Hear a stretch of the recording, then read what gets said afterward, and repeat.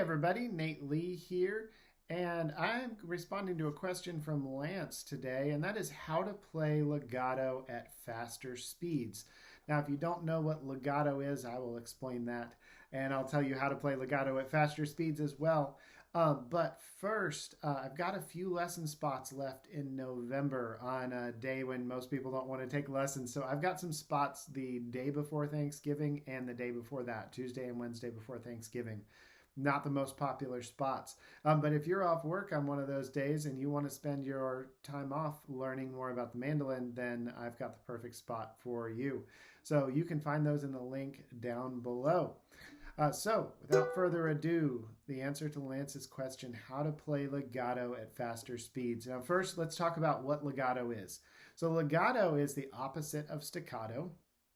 And if you don't know what legato is, then you might not know what staccato is either. So staccato is a sound where every note sounds like, if it were written out in words, sounds like there's a period after each one of those notes.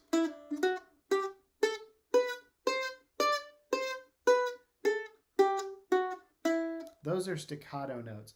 Legato is the opposite. It should be completely smooth. I'm seeing my huge pile of boxes and wrapping paper down there under my right arm. I'll try to cover it. I'm still setting up this studio. I'm really far, but I did get the stereo set up, so that's something. Anyway, legato is the opposite of staccato. We want each note to be long and smooth, as if there's no punctuation or period in the sentence at all. You want it to be very almost monotone in its sound.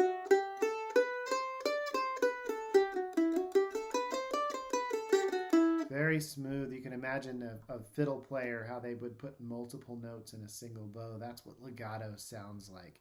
And why legato is important is that if all your notes are staccato, then it gives less time that a note is actually heard, and it can make things sound really sharp, and sometimes we want that. You know?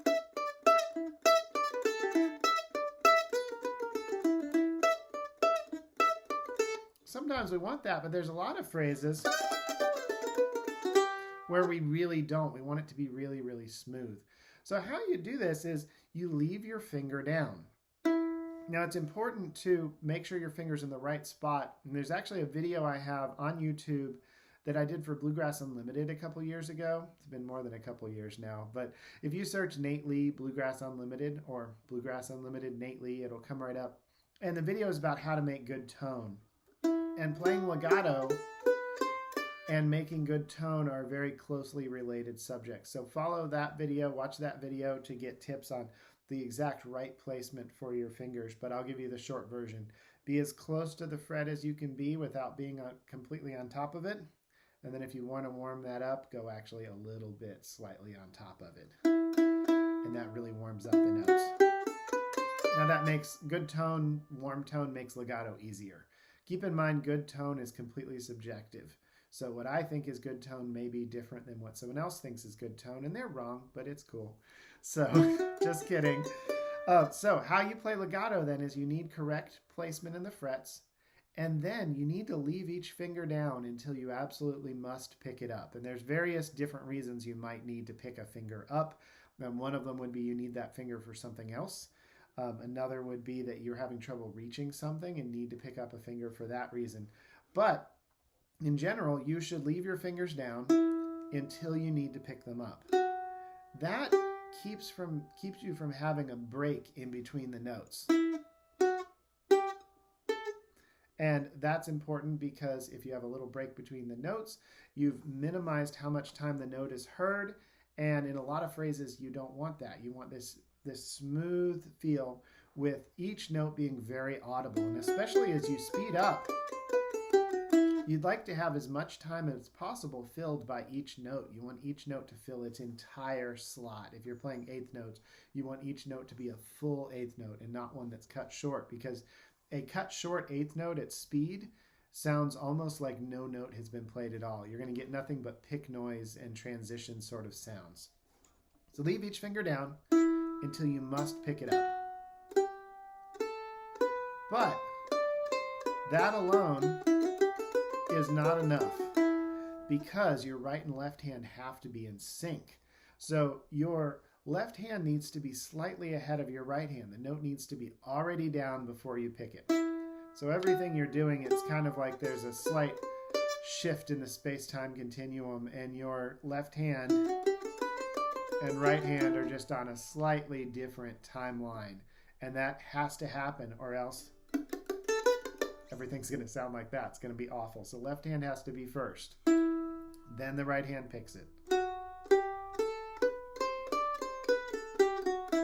And that's how you play legato at any speed. So Lance's question was specifically how to play legato at speed. So Lance, I'm guessing that you're feeling fine about your legato when you play slow or medium paced. So the trick then is to gradually speed that up without losing that left hand technique, to make it as legato as possible. Now the right hand has a role here too. The right hand needs to be doing its job. And that same video about making good tone that I mentioned, that same video covers right hand tone as well.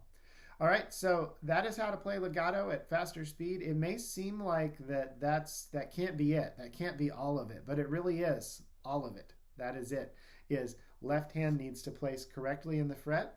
It needs to get there right before the right hand does, so that there's a clean note for the right hand to play. And also, you need to not pick up a finger until it needs to be moved.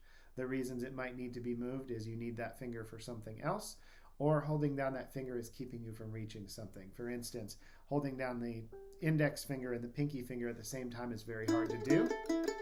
So there may be a lot of situations where you can't do that. This actually came up with a student this morning where they were playing an arrangement where their first finger was down and they were trying to stack their fingers and get the pinky down, and it made it where they couldn't reach.